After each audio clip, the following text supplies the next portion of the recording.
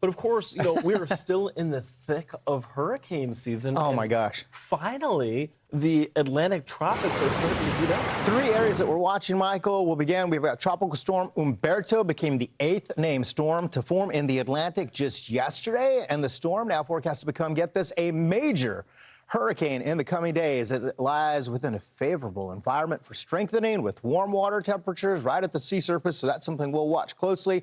There's Humberto, there's Gabrielle, and of course, another area that we watch likely to become the next named system, Imelda. Let's begin with Humberto. 45-mile-per-hour winds this morning. It is moving to the northwest at about 10 miles per hour. And Michael, there's a big area of high pressure up to the north. It's going to keep these two systems in place for a bit, if you will. Nonetheless, we expect this to intensify, get stronger. It's a similar track to what we saw with maybe even Aaron.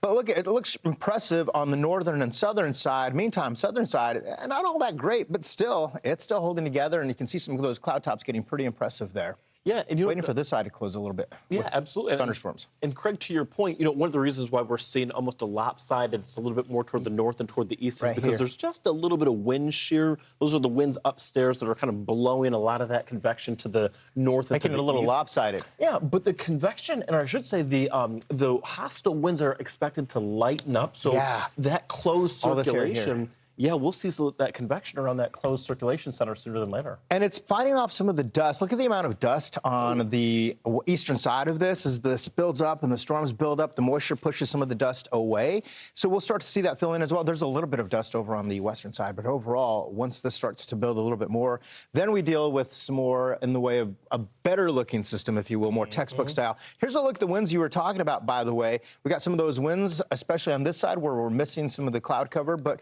as we watch this, you're looking at the track, you're like, all right, I see the Lesser Antilles, I see the Caribbean.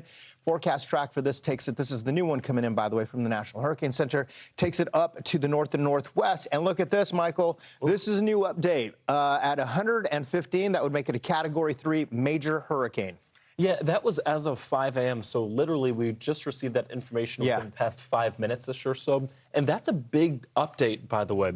The good news is, Craig, that at this point, it still looks like, even on the current trajectory and track, looks like most of the energy should stay well east of the mainland United States as of this point. But again, those are all those features that we're watching. 2 out of 3 isn't bad. Not bad at all, right? And look at those warmer waters there. Plenty to work with once it gets into that favorable environment, too, which is why it's likely to get to Cat 3 strength.